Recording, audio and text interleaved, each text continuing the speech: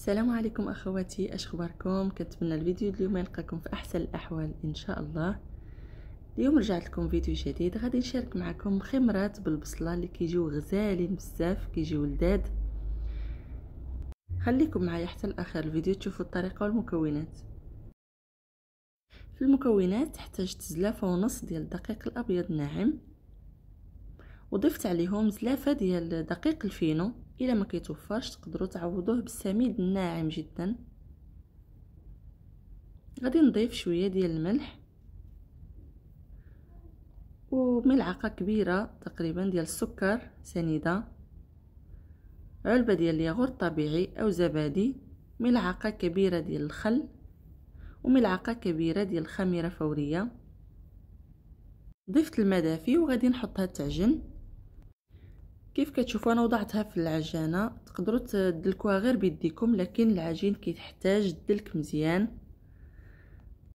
ضروري تدلكوا العجينه مزيان حتى تبقى تطرطق باش يجيوكم المخمرات خفاف. كيف كتشوفوا هنا انا خليتها دلكت مزيان، كل مره كنزيدها الماء شويه بشويه حتى تعجنت. شوفوا كيف كتجي خفيفه والعجينه كتجبد. صافي هنايا غادي نغطيها ونخليها حتى تخمر. خديت القليل من البصل الاخضر ولا البورو، كل واحد شنو كيقول له، قطعتها هكا رقيقه مزيان.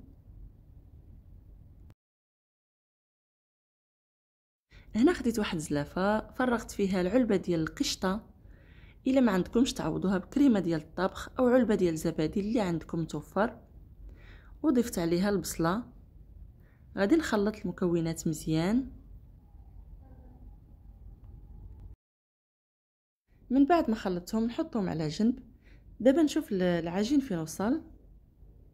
هنا كيف كتشوفوا العجينه هي خمرات. غادي نرش سطح العمل بالقليل من الفينو او السميد ناعم جدا. خرجت العجينه من الاناء وغادي نبقى نديها ونجيبها شويش باش نخرج منها الهواء اللي فيها. صافي رشيتها وغادي نطلقها في مره واحده، يعني ما غاديش نقسم العجين.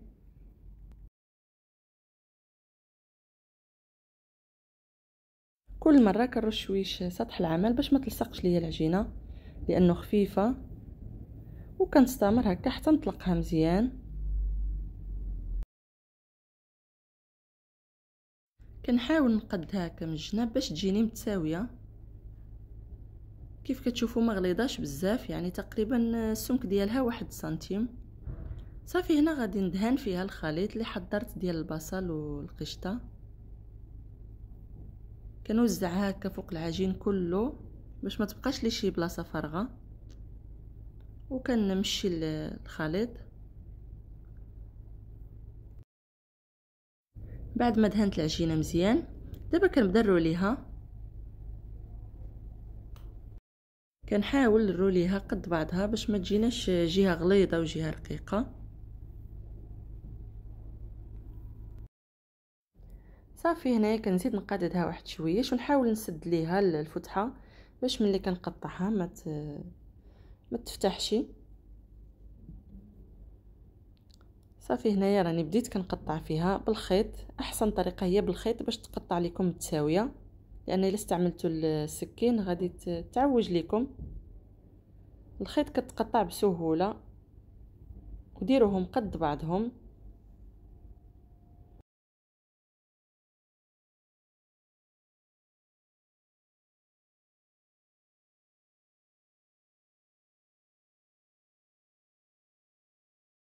هنا كيف شفتوا من بعد ما قطعت العجين كامل حطيته هنا يرتاح شويش، على بال ما نحط مقلاة على النار وتسخن ليا مزيان.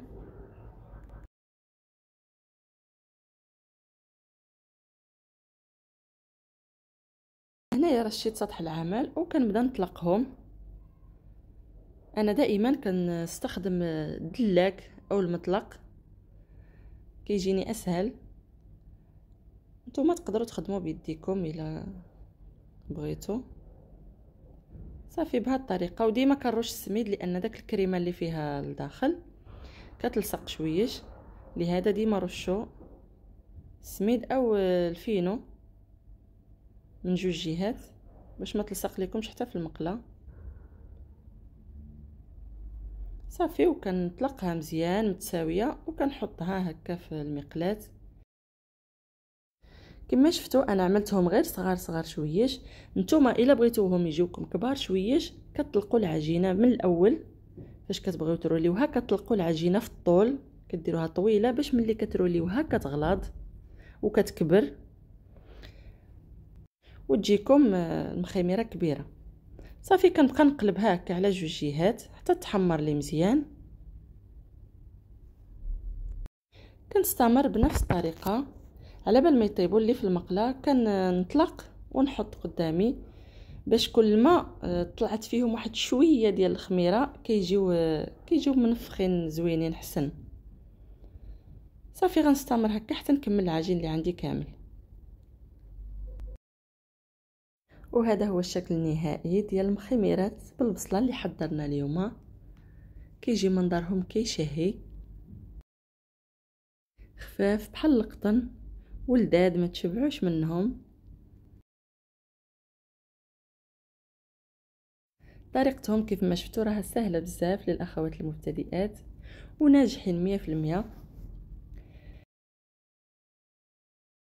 الى هنا اخواتي، غادي نخليكم الى فيديو قادم ان شاء الله، وصفه جديده. وعواشركم مبروكه، الله يبلغنا واياكم الشهر المبارك بالصحه والعافيه، ويرزقنا صيام وقيام وتلاوه القران احنا والمسلمين اجمعين يا رب. شكرا لكم بزاف اخواتي على المتابعه.